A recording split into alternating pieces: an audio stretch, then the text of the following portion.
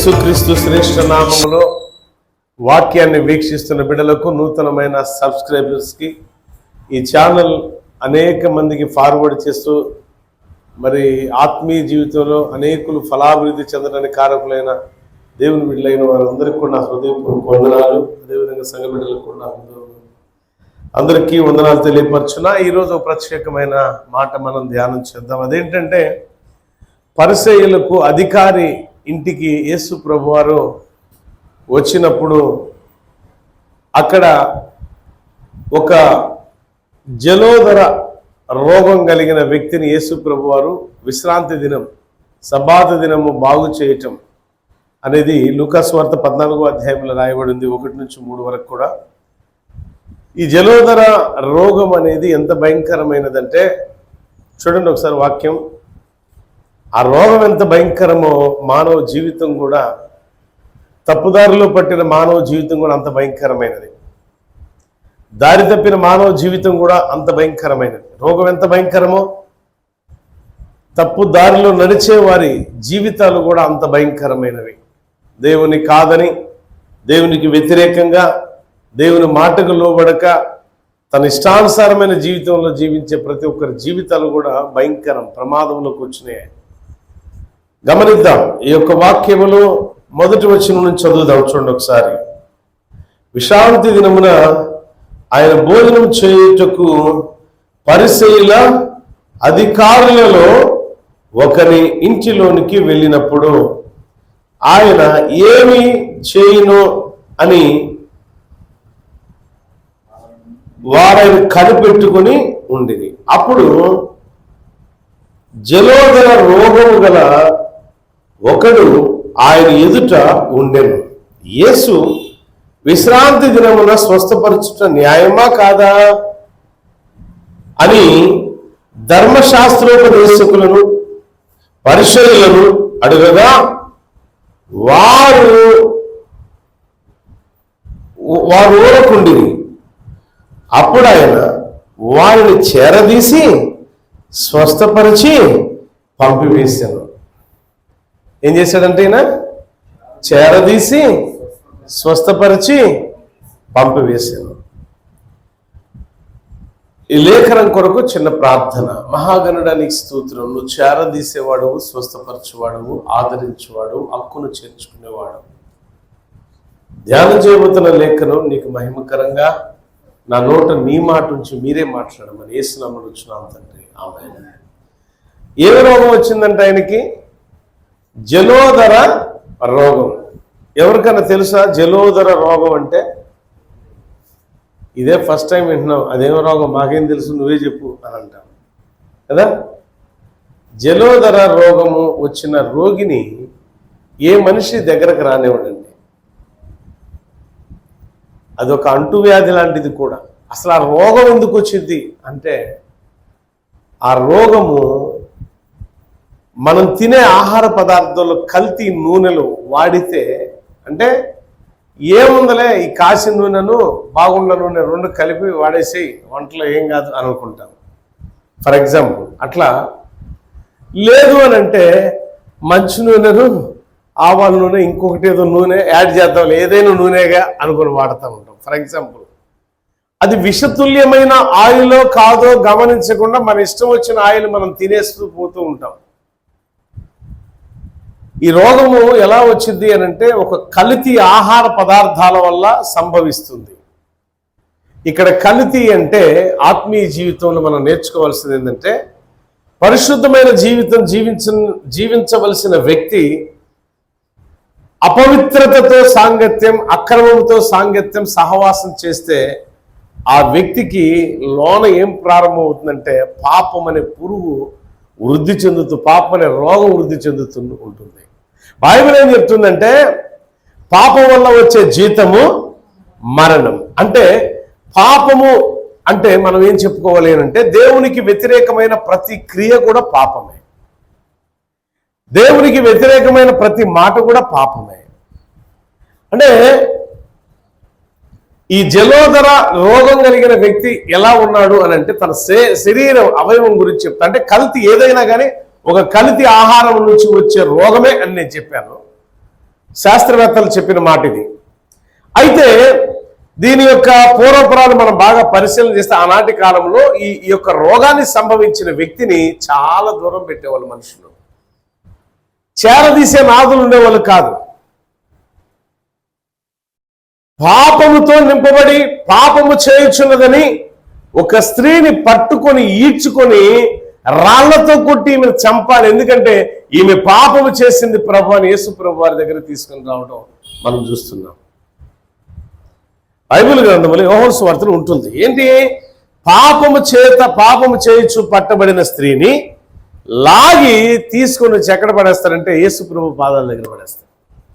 అప్పుడు యేసు ప్రభు వారిని అడుగుతారు, తీసుకొచ్చిన వాళ్ళందరూ కూడా, ప్రభువా మరి మోషే ధర్మశాస్త్ర ప్రకారం ఈమె పాపము చేయుచు పట్టబడింది కదా, ఈ పాపము చేయుచు పట్టబడిన ఈ స్త్రీని ధర్మశాస్త్రం ఏం చెప్తుంది, మన చట్టం ఏం చెప్తుందంటే రాళ్లతో కొట్టి చంపాలని చెప్తుంది.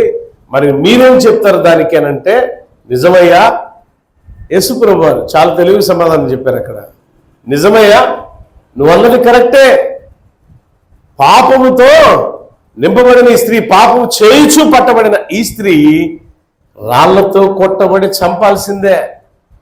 మీరన్నది కరెక్టే అనగానే అందరు సంకలు గుద్దుకున్నారు. ఇంకేంది రాయి వేద్దామని చెప్పేసి పతోడు రాయి తీసుకొని ఆ మీద ఎవరు ఇష్టం వచ్చిన విధంగా వాళ్ళు కొడదాం, వారి బలవంతంగా తన ఇష్టం వచ్చిన దేహంలో ఇష్టం వచ్చిన ప్లేస్లో తల మీదో కంటి మీదో ముక్కు మీదో ముఖం మీదో ఎక్కడ పడితే అక్కడ కొట్టేద్దామని రాళ్ళు తీసుకొని వస్తుంటే ఒక్క గడియ ప్రభువారు ఏం చేసినాడంటే, ఎవడైతే ముందు వస్తున్నాడో వాడి పాపాలు చెట్ట రాస్తూ ఉన్నాడు. వాడు వెనకాల వచ్చాడు, వాడి పాపాలు అంటే కింద వంగి ఆయన రాయిచూ ఉన్నది వాళ్ళకి ఏం కనపడుతుందంటే వీడు చేసిన పాపం కనపడుతుంది. వీడు పాపం చేశాడు కాబట్టి వీడు కూడా ఈ రాయి వేయటానికి వచ్చినాడు పాపం చేశాడు కాబట్టి వాడిని ఏం చేయాలా? వాడిని కూడా కొట్టి చంపాలా? ఉంటాడు వాడు అక్కడ. ఈ విషయం తెలిస్తే నన్ను కూడా ఇది నా బతుకు కూడా ఇంతేనని చెప్పి రాయి అక్కడ పడేసి దౌడిక బతుకుంటే బస్ స్టాండ్లో బట్టలు నమ్ముకొని బతకొచ్చాను పరుగు. లాస్ట్కి ఎవరు మిగిలారంటే రాయి వేసి కొట్టగలిగిన వ్యక్తి ఎవరన్నా ఉన్నారంటే పాపము చేయని వ్యక్తి, పాపము లేని వ్యక్తి. ఎవరు? యేసుప్రభు వారు. అప్పుడు అంటాడు యేసుప్రభు వారు ఆమెనే, అమ్మా ఎవరన్నా ఉన్నారా అంటే, ప్రభువా ఎవ్వరూ లేరయ్యా. సరే, నేను కూడా నిన్ను ఏమీ చెయ్యను, ఇక నువ్వు పాపము చెయ్యబాక. చూసారా, మనుషులందరూ చేదరించారు ఆమెని, మనుషులందరూ అసహించారు. జీవితంలో మనం కూడా తెలుసో తెలియక కొన్ని తప్పులు చేసినప్పుడు దేవుని బిడ్డలారా జ్ఞాపకం తీసుకోండి, చాలామంది మనల్ని అసహించుకుంటూ ఉంటారు. మనం తెలుసో తెలియక ఒకటో రెండో తప్పులు మనం చేస్తాం. మన మనుషులం కాబట్టి దేనికో ప్రభావితులమై తప్పులు చేస్తాం. తప్పులు చేసినప్పుడు చాలామంది ఏమంటారంటే, ఈ లోకంలో ఉన్న మనుషులు ఎలా ప్రవర్తిస్తారంటే వెలివేసినట్టు మాట్లాడతారు, వెలివేసినట్టు చేస్తారు. అరే రే పాపం భయంకరమైన రోగం వచ్చింది, ఆదరిద్దాం చేరదిద్దామని ఎవ్వడు కూడా అనుకోరు. దీని కర్మలను బట్టి, ఇది చేసిన పాపాన్ని బట్టి ఈ రోగం వచ్చిందే అని అంటారు. నేను ఆయా స్థలాల్లోకి వెళ్ళినప్పుడు ప్రార్థనలు చేస్తున్నప్పుడు డైరెక్ట్గా, అంటే మన దేశమే కాదు ఇతర దేశాల్లో కూడా నా చెవులో చెప్పేవాళ్ళు, అయ్యా నేను పాపం చేయటం వల్ల నాకు ఎయిడ్స్ రోగం వచ్చింది, నేను పవిత్రుడిగా మార్చబడాలనుకుంటున్నాను, నా పాపమంతా దేవుని దగ్గర ఒప్పుకోవాలని ఆశపడుతున్నాను అని వాళ్ళు కన్నీరు మున్నీరై ప్రలాపిస్తూ ఉంటారు. దేవుడు చేరదీడా? దేవుడు ఆదరించడా? ఆదరిస్తాడు, చేరదీస్తాడు. మనుషులు చేరదీయరు. చేసిందంతా చేసి ఇప్పుడు మనం అంటాం పత్తిలాగా మాట్లాడుతుంది చూడండి అంటాం, విమర్శిస్తాం, అపహాస్యం చేస్తాం, అవహేళన చేస్తాం, ఇంకా చేతనైన రీతిలో కొల్లబొడుస్తూ ఉంటాం. ఆ మనిషిని ఎట్టి పరిస్థితుల్లో చేరదీయనే. ప్రియులారా, జలోదర రోగంతో బాధపడుతున్న ఒక వ్యక్తి అలా పరిసయ్యుల అధికారి ఇంటికి యేసు ప్రభువారు వచ్చినప్పుడు అది విశ్రాంతి దినం. విశ్రాంతి దినము బైబిల్ ఏం చెప్తుందంటే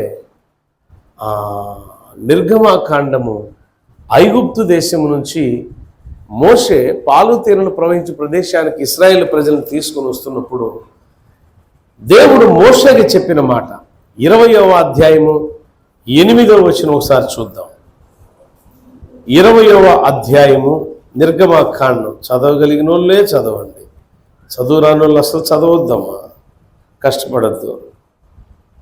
20వ అధ్యాయము 8వ వచనం ఒకసారి చూడండి, చదవండి. విశ్రాంతి దినమును పరిశుద్ధముగా ఆచరించుటకు. ఆ విశ్రాంతి దినాన్ని ఎలా ఆచరించాలట మనం అంటే విశ్రాంతి దినము పరిశుద్ధంగా ఆచరించాలి.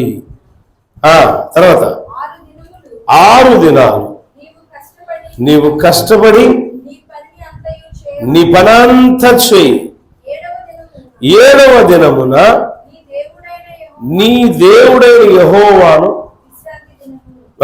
7వ దినము నీ దేవుడైన యెహోవాకు అది దేవుని దినం, విశ్రాంతి దినం, అది పరిశుద్ధ దినం. దానిలో నీవైనను నీ కుమారులైనను నీ కుమార్తెనను నీ దాసుడైనను నీ దాసి అయినను నీ పశువులను నీ ఇండ్లను ఉన్న పరదేశంలో ఏ పని ఒకవేళ చేస్తే దేవునికి వ్యతిరేకం, విరోధం. చట్టాన్ని అతిక్రమించిన వాడే దేవుడు చట్టం చేశాడు ఇశ్రాయేలు ప్రజలకి. విశ్రాంతి దినం అది పరిశుద్ధమైన దినం. సబ్బాతు అనేది చాలా పవిత్రమైన దినం. ఆ రోజు నువ్వు చేయాల్సింది ఏంటో తెలుసా? కనీసం నీ ఇంటిలో ఉన్న నీ పరదేశులు, నీ దాసురాళ్ళు ఎవరి చేత కూడా ఏ పని నువ్వు చేయించకూడదు. అది పరిశుద్ధ దినం, అది దేవుని దినం, అది దేవుని దినం. దేవుని యందు ఆనందించాలి, దేవుని స్తుతించాలి, దేవుని ఆరాధించాల్సిన సమయం. అది ఏ పనులు చేయడానికి వీలునే లేదు. అలాంటి విశ్రాంతి దినం యేసు ప్రభువారు పరిసయ్యుల అధికారి ఇంటికి వచ్చినప్పుడు ఈ జలోదర రోగంతో బాధపడుతున్న వ్యక్తిని చూశాడు. ఇక్కడున్న వాళ్ళందరూ కూడా ఏం గమనిస్తున్నారంటే తండ్రి అయిన దేవుని యొక్క ఆజ్ఞలను ఎక్కడ అతిక్రమిస్తాడో యేసు ప్రభువారిని చూస్తూ ఉన్నారు, పరిశీలన చేస్తూ ఉన్నారు. మన వాక్యం చదువుకున్నాం, 1, 2, 3 వచనాల్లో ఉన్నది కదా. యేసు ప్రభువారిని వారు ఏం చేస్తున్నారట? గమనిస్తూ ఉన్నారు. ఈయన ఎక్కడ ఆజ్ఞ అతిక్రమిస్తాడో అని. ఆజ్ఞ అతిక్రమమే పాపం వల్ల వచ్చే జీతము మరణం. ఎక్కడ దొరుకుతాడా అన్నట్టు చూస్తున్నారు. అప్పుడు ఏమన్నా తెలుసా తెలివిగా యేసు ప్రభువారు, ఇక్కడ చాలా గొప్ప విషయం జరిగింది. నేను చెప్పేదంతా సబ్జెక్ట్ అంతా ఈ 3 వచనాల మీద ఆధారపడి ఉంటుంది. మొదట అది విశ్రాంతి దినం చెప్పాలి. ఏంటి మొదట? విశ్రాంతి దినం. విశ్రాంతి దినం ఏ పని చేయకూడదు. ఒకవేళ ఏ పనైనా చేస్తే అది దేవుని పరిశుద్ధ దినము కాబట్టి ఆ పరిశుద్ధ దినాన్ని కలంకపరిచినట్టే, ఆటంకపరిచినట్టే, అవరోధంగా నువ్వు మిగిలిపోయినట్టే, ఆజ్ఞను నువ్వు అతిక్రమించినట్టే. కనుక ఏ పని నువ్వు చేయకూడదు. ఏ పని చేయకూడదు అని దేవుడు చెప్పిన తర్వాత నువ్వు చేసావంటే ఆజ్ఞ అతిక్రమించినట్టే కదా. ఆజ్ఞ అతిక్రమించుట పాపమా కాదా? పాపానికి జీతము మరణం. ఎక్కడ ఆజ్ఞ అతిక్రమిస్తాడో అని ఆశగా చూస్తున్నారు చాలా మంది. అయితే మొదటి మాట విశ్రాంతి దినము, పరిశుద్ధ దినము, ఏ పని చేయకూడదు అనేది. రెండవది అక్కడ జలోదర రోగం. నేను చెప్తున్నా మరొక్కసారి మీకు అర్థమయ్యే పరిభాషలో, ఈ జలోదర రోగం కలిగిన వ్యక్తి శరీరం అంతా ఎలా ఉండిద్దంటే తెల్లగా పాలిపోయినట్టుంటుంది, మచ్చలుగా ఉంటాయి, కొన్ని చోట్ల నీళ్ళ తిత్తుల్లాగా బొబ్బలుగా ఉంటాయి. ఆ బొబ్బట చిట్లిపోయితే ఇక చచ్చేడే, అంత భయంకరమైన రోగం. ఒకవేళ వ్యాధి ప్రబలుతూ ఉంటుంది, ఎలా ఉండిద్దంటే డ్యామేజ్ ఎలా అయిపోయిందంటే ఆ వ్యాధి ప్రభావం ఎలా తీసుకొని పోతుందంటే ఆ వ్యాధి కలిగిన వ్యక్తిలో క్షీణదశకి వెళ్తాడు. ఆకలి అవ్వదు, ఆకలి అనిపించదు, కానీ ఈ లోనున్న ప్రేగులన్నీ కూడా ఉబ్బిపోతూ ఉంటాయి, పొట్ట ముందుకు వస్తూ ఉంటుంది. ఈ యొక్క శరీరం మీద వచ్చిన బొబ్బలు రాను రాను రాను రాను పగిలిపోతా ఉంటే అవి పెద్ద గాయాలుగా మారిపోతాయి. ఈ యొక్క ఇంత భయంకరమైన పరిస్థితుల్లో ఉన్న ఈ వ్యక్తిలో ఎలాంటి భయంకరమైన ప్రభావం జరిగిద్ది అని అంటే, ఈ కాలక్రమేణా అంటే రోజులు గడిచే కొద్దీ ఈ ప్రభావము శరీరం మీద కనపడే ఈ ప్రభావము లోపల భాగమైనటువంటి ప్రాముఖ్యమైనటువంటి లివర్ మీద పడుతుంది. ఆ డ్యామేజ్ ఎక్కడ చేరుతుందట? ఆ విషపూరితమైన ఆ యొక్క క్రిములు ఎక్కడ లోన శరీర అవయవంలోనికి ఎక్కడికి వెళ్తాయి అంటే లాస్ట్కి లివర్ని తాకుతాయి. అవి ఆ లివర్నంతా ఆ పురుగు తినేస్తూ ఉండిద్ది. తర్వాత కిడ్నీలు, హార్ట్, మానవుని యొక్క దేహంలో దేవుడు ఏదైతే ప్రాముఖ్యమైన అవయవంగా సృష్టించాడో ప్రతి అవయవాన్ని డ్యామేజ్ చేస్తుంది రోగం. ఆఖరికి మరణం. మందు లేదు, అంటువ్యాధి ఒకవేళ ముట్టుకుంటే మనకు వచ్చిద్దాము, అది ముట్టుకుంటేనే వచ్చింది, ముట్టుకోకుండా రాదు. తాకాలి మనిషిని. అలాంటి వ్యక్తిని ఎవరన్నా సరే తాకుతారా? ఎవరన్నా చేరదీస్తారా? ఎవరన్నా అన్నం పెడతారా? కనీసం నీళ్ళు ఇస్తారా? ఎవరన్నా దగ్గరకు రాణిస్తారా? ఆ ఇంటిలోకి వెళ్తున్నప్పుడు ప్రభువారు ఆ వ్యక్తిని చూశాడు. ఆ వ్యక్తికి ఒక ఆశ ఏంటో తెలుసా? బ్రతికితే క్రీస్తు నామానికి మహిమకరంగా బ్రతకాల, చస్తే అది క్రీస్తులోనే నేను మరణించాలా. ఆ వ్యక్తి యొక్క లక్ష్యం. పాపమే చేశాను, దేవుడికి విరోధంగా నడిచి ఆరోగ్యంగా ఉన్నప్పుడు. చాలా మంది ఈ లోకంలో ఇప్పుడు బ్రతుకుతున్న, ఈ వాక్యాన్ని వీక్షిస్తున్న ప్రతి సహోదరి సహోదరులు కూడా, వింటున్న మీరు కూడా చాలా సందర్భాల్లో మనకున్న ఆరోగ్యాన్ని బట్టి నాకు బలం ఉంది, నాకేంటి, చూడు నా బలం ఎంత బాగుందో, నాకేంటి అనుకుని విర్రవీగుతూ ఉంటాం. ఆ బలం ఒక్కసారి దేవుడు ఉడిగిపోయేటట్టు చేస్తే నీ బ్రతుకేం కావాలా? అతను కూడా అలానే ఉన్నాడు గతంలో. ఆ రోగం రాకముందు దేవుడు కూడా తెలుసా, దేవుని మాటలు వినడానికి ఇష్టపడేవాడు కాదు, దేవుని మాటలు వినడానికి ఇష్టపడేవాడు కాదు, దేవుని లెక్క చేసేవాడు కాదు, దేవుని యొక్క శుభవర్తమానాలు వినాలి అన్న ఆలోచన ఉండేది కాదు. లాస్ట్కి యేసుప్రభు వారు అదుగదుగో ఆ ఎరుకో పట్టణానికి వెళ్ళుతున్న సమయంలో ఆ బర్తమయ్య అనే ఒక వ్యక్తి ఉన్నాడు కదా, ఆ గుడ్డోడిని బాగు చేశాడు. ఆ కోనేటి దగ్గర ఒక గుడ్డోడిని బాగు చేశాడు. అంతేకాదు పక్షవాతంతో పడిపోయిన వాడిని లేపాడు. అంతేకాదు ఒక యవనస్తుడు చచ్చిపోతే ఆ యవనస్తుడు పాడి వెనకాల పరిగెడుతున్న తల్లి, ఆ తల్లి రోదన గమనించిన యేసుప్రభు వారు ఆ పాడి ముట్టుకోగానే ఆ యవనస్తుడు లేచి దిగ్గున లేచి నిలబడ్డాడు, సజీవుడై లేచి నిలబడ్డాడు. ఇంతమందిని బాగు చేసిన దేవుడు నన్ను బాగు చేస్తాడు. ఎవరుకున్నాడు ఆయన? ఇంతమందిని యేసుప్రభు వారు అయితే బాగు చేస్తాడో ఆయన నేడు పరిసయ్యుని యొక్క అధికారి ఇంటికి వస్తున్నాడు. పరిసయ్యుల అధికారి ఇంటికి వస్తున్నాడు. పరిసయ్యులు ఎలాంటి వాళ్ళు అంటే, ధర్మశాస్త్ర ఉపదేశకులు ఎలాంటి వాళ్ళు అంటే, గమనించాలి, ఎక్కడ ఎవడు ఏ పాపం చేస్తాడో వాడిని పట్టుకుందాం అనుకుంటా ఉంటారు. ప్రతిదీ పరిశీలన చేస్తారు. అందుకే ఆ పరిశీలన చేసే వ్యక్తులతో ప్రభువారు అంటున్నాడు, ఇది విశ్రాంతి దినమే. ఏంటంట? విశ్రాంతి దినమే. ఒకటి స్వస్థపరచుట న్యాయమా కాదా? చెప్పండి, టెల్మే. ఎవరికి అప్పచెప్పాడు అది? ఎవరైతే పరిశీలన చేస్తున్నారో, ఎవరైతే యేసుప్రభువుని పరీక్షిస్తున్నారో వాళ్ళని అంటున్నాడు, ఇది న్యాయమా కాదా? కొన్ని సందర్భాలు నువ్వు కూడా ఉంటావు, పాస్టర్ గారు ఆదివారం కదా, ఈ ఆదివారం దినం ఇదిగో నువ్వు పేషెంట్ని పరామర్శించడానికి వెళ్ళావు, ఇది నీకు న్యాయమేనా అని విమర్శించడానికి సిద్ధంగా ఉండే వాళ్ళు చాలా మంది అక్కాయలు ఉంటారు. పాపం చావు బతుకుల మీద ఉన్నాడంట, అయ్యగారు ప్రార్థన చేయడానికి వెళ్ళాడని అనుకోరు. ఏమంటారు తెలుసా? ఈయన రాలేదు కాబట్టి ఈయన ఏం భక్తుడండి అంటే, పాస్టర్ గారిని ఎప్పుడు పట్టుకున్నావా దేంటో తప్పుల్లో కదా. మొన్న అక్క అదే సాక్ష్యం చెప్పింది అక్కడ అమ్మా శుక్రవారం. ఎంత అద్భుతమైన సాక్ష్యం! ఎన్నాళ్ళ నుంచి గమనిస్తుందంట నన్ను.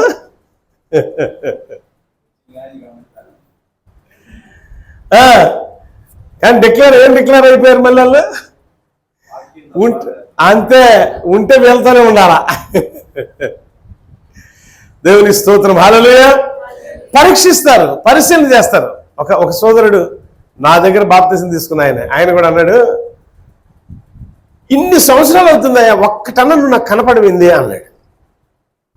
ఒక్క తప్పన్నా నువ్వు కనపడదేంది నీ దగ్గర అని అన్నాడు. అంటే మీ అందరికి తెలిసిన వ్యక్తే, చెప్తా తర్వాత.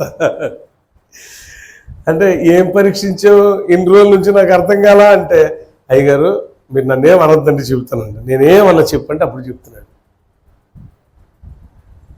నవ్వుకున్నా. నాకు ఆ థాట్ రాదు అన్న, ఆ ఆలోచన రాదు. నా ఆలోచన ఏ కాడకి పరిచర్య ఎంత గొప్పగా చేస్తే బాగుండిద్దా, ఈ టైప్లో నేను ఆలోచిస్తూ ఉంటాను. నా వే ఆఫ్ స్టైల్ వేరని చెప్పిన. కానీ చాలామంది ఇట్లా ఉంటారు కదా, అంటే ఎవడు ఎట్లుంటే నాకెందుకు, నా పరిస్థితి ఇది అని చెప్పిన.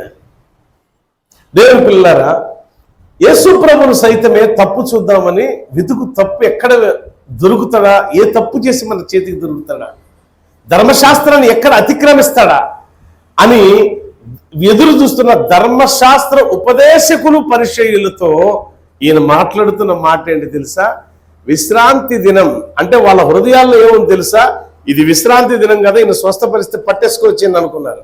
అందుకనే ఎరిగిన హృదయ అంతరంగాలు ఎరిగిన ప్రభువారు అంటున్నాడు, విశ్రాంతి దినం ఈ రోగిని స్వస్థపరచడం న్యాయమా కదా అన్నాడు. ఎవడు ఆన్సర్ ఇవ్వాలి అక్కడ? ఎవరు ఆన్సర్ సమాధానం చెప్పలేదండి. చూడండి ఆ వాక్యం 14వ అధ్యాయము లూకా సువార్త 2వ వచనం చదవమ్మా. ఏమన్నాడు? విశ్రాంతి దినమున స్వస్థపరచుట న్యాయమా కాదా?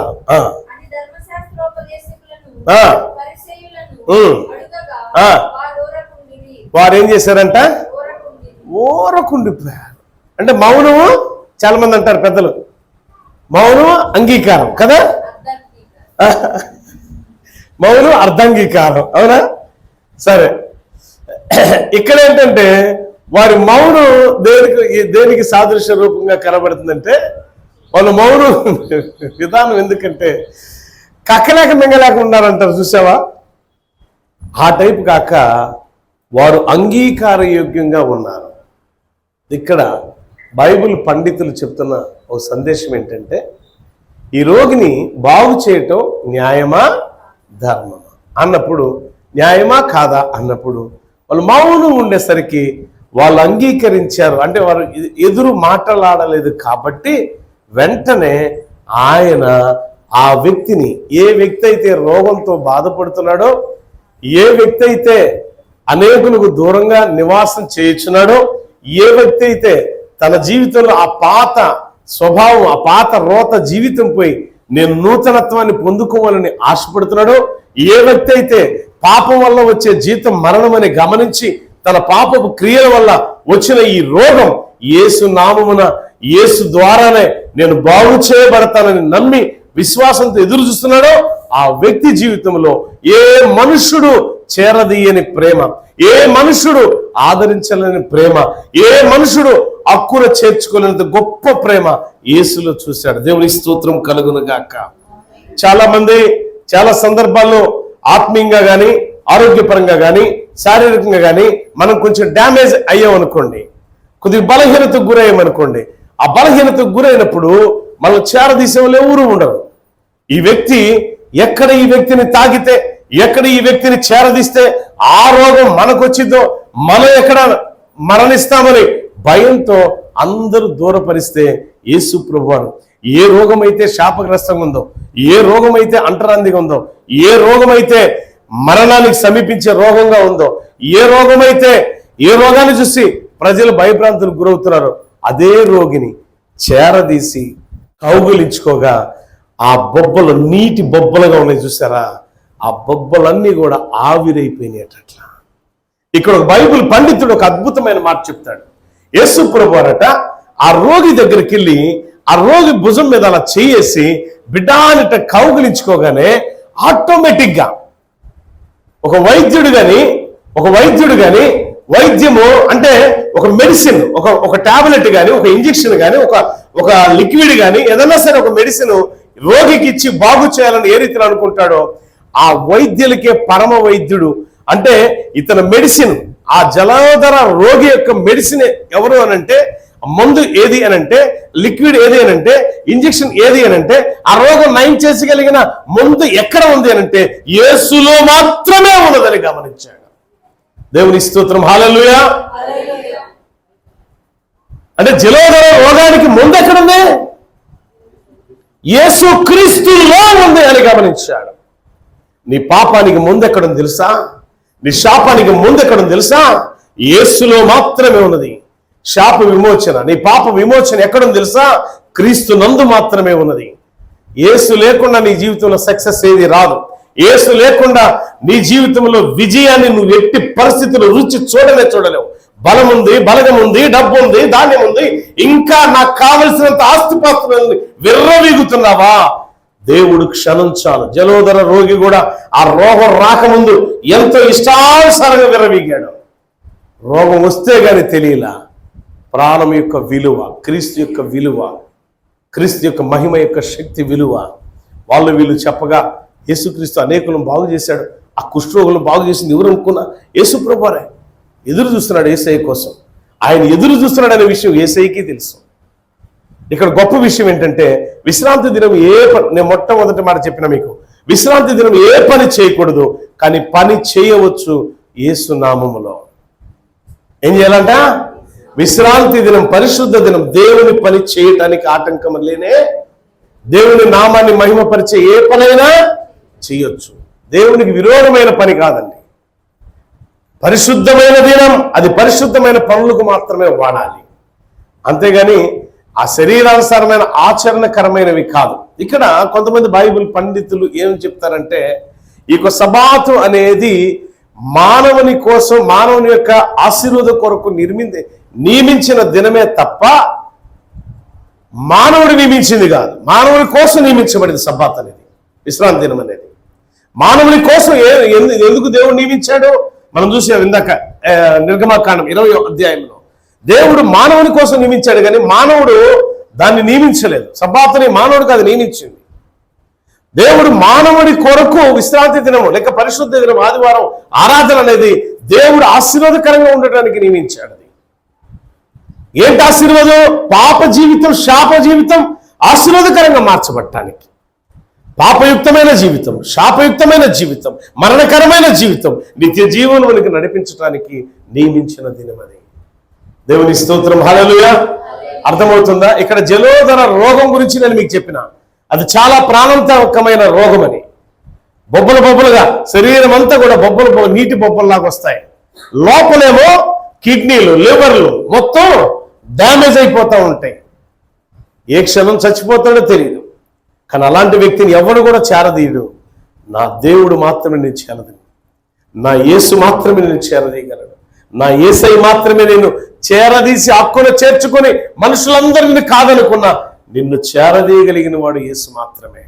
అయితే విశ్వాసంతో యేసయ్య దగ్గరకు వచ్చావా, ఖచ్చితంగా నేను చేరదీస్తాడు. విశ్వాసంతో చెంతకు చేర్చబడిన ప్రతి వ్యక్తిని కూడా యేసయ్య ఎంత మాత్రం త్రోసివేసేవాడు కాదు, చేరదీయవాడు.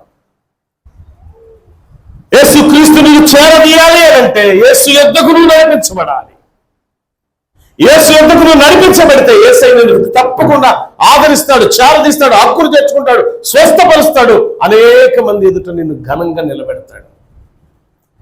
యేసుకు దూరంగా ఉంటే, ఇంకా పాపములో పడే జలవధర రోగి యేసు ప్రభు దగ్గరకు రాకపోతే ఆ పాపములోనే, ఆ పాపం శిక్ష అనుభవిస్తూనే మరణించేవాడు. ఎక్కడికి వస్తే రోగం పోయింది? యేసయ్య దగ్గరకు వచ్చి రోగము పోయింది, చేరదీయబడ్డాడు. 3 విషయాలు దీంట్లో ఉన్నాయి. ఒకటి, పరిశుద్ధ దినం, ఆదివారం ఆచారకరమైన భక్తి కాదు, కానీ పరిశుద్ధ దినం ఆదివారం ఆచరించాలి. దేని కొరకంటే ఆశీర్వాదం కొరకు, దేని కొరకంటే పాప విమోచన కొరకు, దేనికంటే శాపాన్ని తొలగించుకోవడానికి, దేనికంటే రక్షణ అనుభవంలో నడిపించబడటానికి. ఇది జలోదర రోగి చేశాడు. అంటే పాపములో ఉన్న ప్రతి వ్యక్తి కూడా, అపవిత్రమైన కార్యాలు చేసే ప్రతి వ్యక్తి కూడా జలోదర రోగితో సమానం. పాపములోనే పడిపోయే ప్రతి వ్యక్తి, దేవునికి విరోధమైన కార్యాలు చేసే ప్రతి వ్యక్తి కూడా జలోదర రోగితో సమానమే. ఇంకెంతకాలం చేస్తావు పాపం? ఇంకెంతకాలం అపవిత్రమైన కార్యాల్లో నిమగ్నమైపోయి ఉంటావు? యేసు యొద్దకు రావా? నువ్వు పాపంతో ఉన్నావు కాబట్టి ఏ మనుషుని చేరదీట్లా. అపవిత్రమైన కార్యాలు నీలో ఉన్నాయి కాబట్టి ఏ మనుషుని ఆదరించట్లా. కానీ యేసు యొద్దకు వచ్చి చూడు, ఏ మనుషుడు చేరదీయని రీతిలో, ఏ మనుషుడు ఆదరించని రీతిలో, ఏ మనుషుడు హక్కును చేర్చుకుని రీతిలో నిన్ను హక్కున చేర్చుకొని ఉచితంగా ఆయన నిన్ను బాగు చేస్తాడు. ఈ పాపాలన్నీ కడిగి పరిశుద్ధుడిగా మార్చేస్తాడు. ఎక్కడికి రావాలి నువ్వు? ఎక్కడికి రావాల్సిన వాడు ఎక్కడికి వస్తున్నావు? పరిశుద్ధమైన దినం దేవుని సముఖములో గడపవలసిన మనం అక్రమం చేయడానికి, అన్యాయం చేయడానికి, పాపము చేయడానికి మన కాళ్ళు పరుగులు ఎడుతూ ఉన్నాయి. ఇలా ఉంటే దేవుడు నిన్ను దీవిస్తాడా? ఇలా ఉంటే దేవుడు నిన్ను ఆశీర్వదిస్తాడా? ఇలా ఉంటే దేవుడు నిన్ను చేర్దిస్తాడా? ఇలా ఉంటే దేవుడు నిన్ను హక్కును చేర్చుకుంటాడా? లేనే లేదు. దేవుడు నిన్ను హక్కును చేర్చుకోవాలంటే, దేవుడు నిన్ను చేరదీయాలంటే దేవుని యొద్దకు రా, అప్పుడు ఆయన నీ యొద్దకు వచ్చు. యాకోబు రాసిన పత్రికలు ఉంది కదా, ఒకసారి చూద్దాం ఆ మాట. 4వ అధ్యాయములో ఆయన అంటాడు, పాపులారా, చూడండి 8వ వచనం, దేవుని యొద్దకు రండి, అప్పుడు ఆయన ఏం చేస్తాడండి? పాపులారా, మీ చేతులను శుభ్రంగా, తర్వాత ద్విమనస్కులారా, మీ హృదయాలను పరిశుద్ధపరచుకోండి. ఏం చేశాడు ఈయన? ఈ జలోదర రోగం కలిగిన, పాపంతో నింపబడిన ఒక వ్యక్తి అనుకుందాం మనం. ఇక్కడ పాపంతో నింపబడిన వ్యక్తి, అపవిత్రతతో నింపబడిన వ్యక్తి, అన్యాక్రాంతంగా నింపబడిన వ్యక్తి, ఇదిగో మరణానికి సమీపంగా ఉన్న వ్యక్తి ఏం చేశాడంటే దేవుని యొద్దకు వచ్చాడు. పాపులారా, ద్విమనస్కులారా, దేవుని యొద్దకు రండి, అప్పుడు ఆయన మీ యొద్దకు వచ్చును. మీ చేతులను పరిశుభ్రంగా కడుక్కోండి. దేవుడు మిమ్మల్ని కడిగి వేయడానికి ఎక్కడికి రావాలి మనం? ఈ రోగి ఎక్కడికి వచ్చాడు? బాగు చేసుకోవడానికి వైద్యుడి దగ్గరికి వెళ్ళాడు. పాపి ఎక్కడికి వెళ్ళాలి? పరిశుద్ధుల దగ్గరికి వెళ్ళాలి. మనం ఎక్కడికి వెళ్తున్నాం? ఆదివారం వచ్చిందంటే ఇష్టం వచ్చిన ప్లేస్కి వెళ్తున్నాం. ఆదివారం ఆ రోగి లేక ఆ పాపి ఎక్కడికి వచ్చాడంటే యేసు దగ్గరికి వచ్చాడు. ఆదివారం ఇష్టం వచ్చినట్టు పెట్టేసుకుంటా ఉంటాం మనం. ఏమని? ఈరోజు మాకు చుట్టాలు ఎక్కువ వచ్చారండి కొంతమంది. ఇలా విశ్రాంతి దినాన్ని ఈ రోగి ఆచరించాడు. ఎక్కడికి వెళ్ళాలి అక్కడికి వచ్చాడు. ఎక్కడికి వస్తే రోగం తగ్గింది అక్కడికి వెళ్ళాడు. వైద్యుల దగ్గరికి కాదు వెళ్ళింది ఆయన. అసలు వైద్యులకే, పరమ వైద్యుల దగ్గరికి వెళ్ళాడు. దేవుని స్తోత్రం, హల్లెలూయా.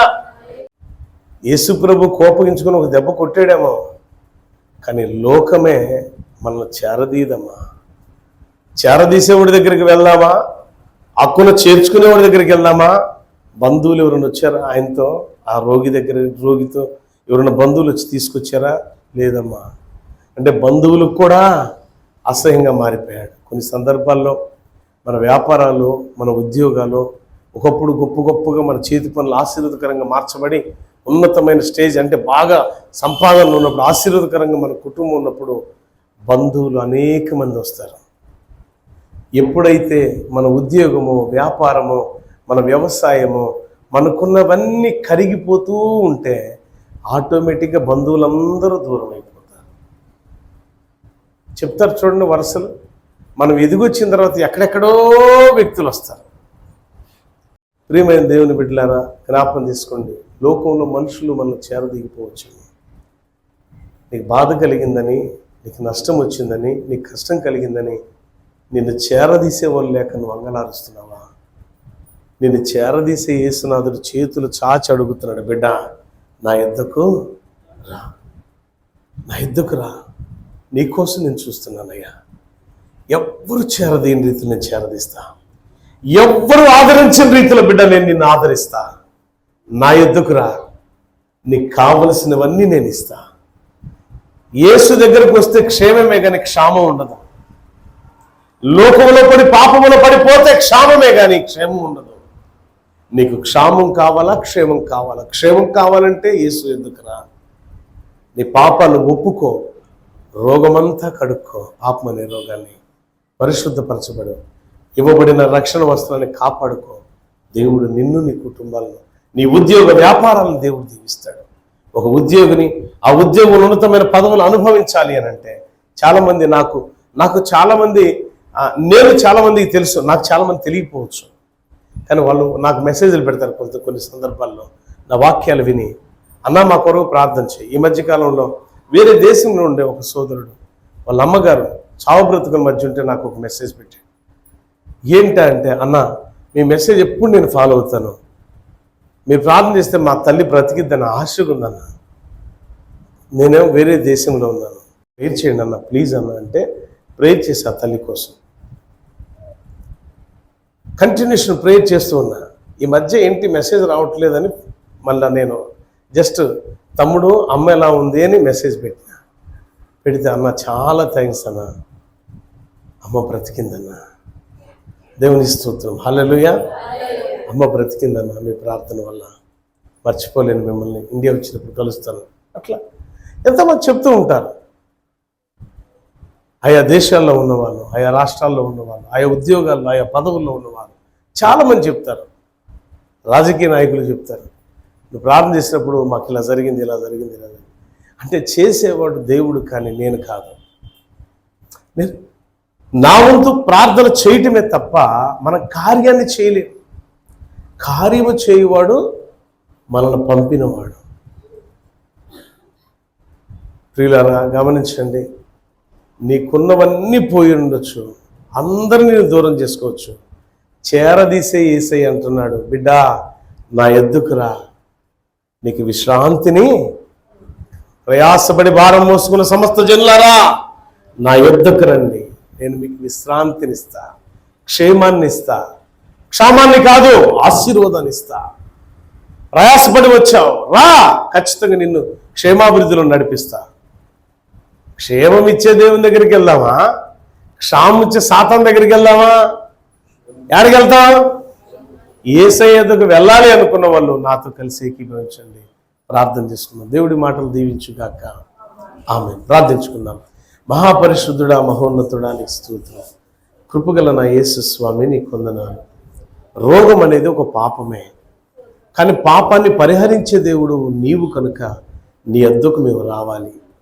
నీ యొద్దకు వస్తే చాలు, మా పాప పరిహారార్థం, మా పాపానికి విమోచన, శాపానికి విమోచన, విముక్తి కలుగుతుంది. క్షేమాధారమైన తండ్రి, ఈ వాక్యాన్ని వీక్షిస్తున్న ప్రతి బిడ్డను దీవించండి. ప్రతి బిడ్డలలో ప్రతి బలహీనతను తొలగింపచేయండి. బిడ్డలు నూతనపరచండి. ఉద్యోగమా, వ్యాపారమా, వ్యవసాయమా, దేనిలో బలహీనమైపోయారు, ప్రతి విధమైన దాంట్లో రెట్టింపు ఆశీర్వాదాలతో బిడ్డలు నింపమని ఈ వాక్యాన్ని ఫార్వర్డ్ చేయించిన బిడ్డలు దీవించండి. నూతనమైన సబ్స్క్రైబర్స్ ప్రభావ మీరు దీవించండి. నూతనంగా చూస్తున్న బిడ్డలు వ్యూవర్స్ని దీవించండి. అనేకులకు ఫార్వర్డ్ చేసే బిడ్డలు మరొక్కసారి చెప్తున్నా, దీవించండి, నూతనపరచండి. నూతనమైన ఆశీర్వాదాలతో నీ బిడ్డలు నింపమని యేసు నమ్ముడుచున్నాను తండ్రి, amen. Praise the lord. God bless you all. దేవుడు మిమ్మల్ని, మీ కుటుంబాలను దీవించి ఆశీర్వదించునుగాక. మరొకసారి చెప్తున్నా, జలోదర రోగం అనేది మనకు పాపానికి సాదృశ్యంగా కనబడుతుంది. పాప పరిహారార్థం యేసు యొద్దకు వస్తే చాలు, శిక్ష నుంచి తప్పించబడతాం, దీవించుకుంటాం. God bless you all. సిల్వాను వలనే నిరీక్షించెదా, సిల్వాను వలనే నిరీక్షించెదా, సియోనులోనే ప్రలాపించెదా, సియోనులోనే ప్రలాపించెదా, ప్రలాపించెదా. నిరీక్షించెద దేవా నీ వాక్కు కొరకై, ప్రలాపించెద ప్రభువా నీ పాద పూజకై, నిరీక్షించెద దేవా.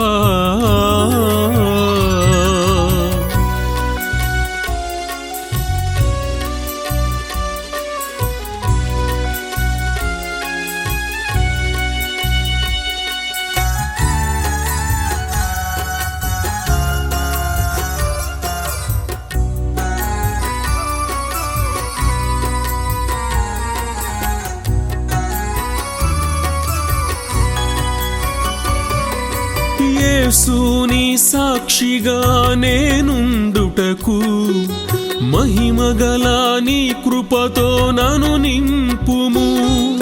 యేసుని సాక్షిగా నేనుండుటకు మహిమగల నీ కృపతో నన్ను నింపుము. పౌలు శీల వలనే ప్రలాపించెదా, పౌలు శీల వలనే ప్రలాపించెదా. ప్రభువాని పాత్రుడనై నిరీక్షించెదా, ప్రభువాని పాత్రుడనై నిరీక్షించెదా.